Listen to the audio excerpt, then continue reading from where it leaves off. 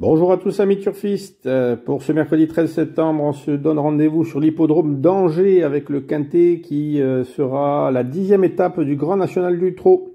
Et je vous partage ma sélection de 5 chevaux. Donc comme je disais, on se retrouve en réunion 1 à Angers.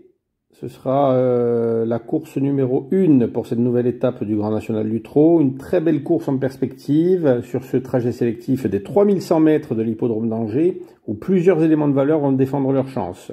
C'est une course de groupe 3 réservée aux chevaux âgés de 5 à 10 ans, avec un recul de 25 mètres à 245 000 € et recul de 50 mètres pour ceux ayant gagné au moins 439 000 €. Le départ de la course aura lieu à 13h50 et ils seront donc 16 partants à s'affronter.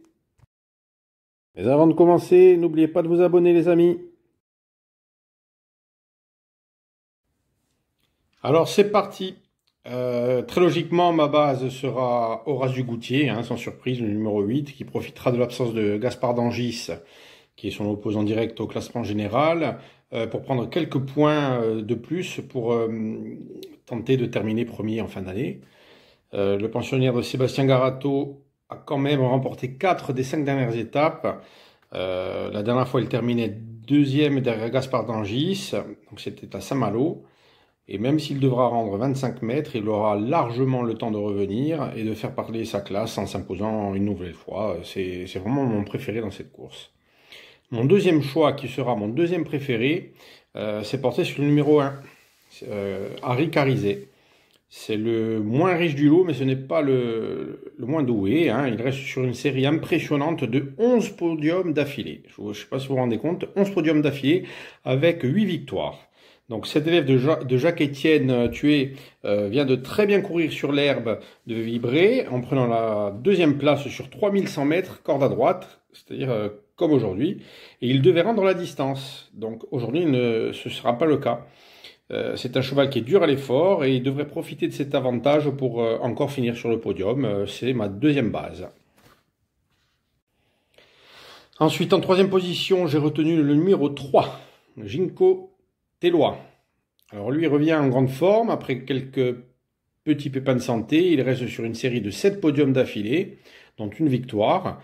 Il vient de faire une bonne impression en se classant deuxième à Feur derrière Inato Piergi. C'est un très bon droitier. Il sera dans la même configuration de ferrure que ses deux dernières très bonnes courses. Franck Leblanc en attend une bonne prestation et devrait sans encombre intégrer la bonne combinaison de ce quintet. Ensuite, en quatrième position, j'ai choisi le numéro 4, Gasoline Duceux. Il est annoncé au mieux par son entourage, avec l'aide d'Éric Raffin qui sera aux commandes. Elle est largement capable de bien faire dans un tel lot, comme en atteste sa deuxième place qu'elle a obtenue fin mai à Enghien. Je pense que si le Sulky d'Or arrive à lui donner un bon parcours, c'est-à-dire la faire courir cachée, cet attentiste a vraiment sa place à l'arrivée, quoi. Voilà. Alors, en cinquième position, j'ai une grande hésitation parce pour moi, ils sont nombreux à pouvoir terminer à cette place, mais j'ai quand même retenu le numéro 2, Yalto d'Ertals. Franchement, je ne voulais pas le retenir, j'ai eu une hésitation, donc je vais vous expliquer pourquoi. Puisque, bon, déjà, il y en a beaucoup qui vont le retenir plus haut dans leur sélection, mais ce qui me fait peur, moi, c'est la distance. Ça peut être un peu long pour lui, surtout qu'avec Johan Le Bourgeois, c'est quand même un peu compliqué c'est-à-dire que on connaît tous Johan Le Bourgeois, lui c'est devant, donc je pense qu'il pourrait l'essouffler et ne pas pouvoir finir convenablement sa course. Mis à part ces deux petits points là qui sont des freins, c'est un cheval qui a vraiment de la qualité, qui est dur à l'effort. Là, c'est le plus jeune du lot, il a 5 ans. Et je pense que son entourage ne fait pas le déplacement pour rien. Donc, j'ai quand même choisi de le retenir en 5e position.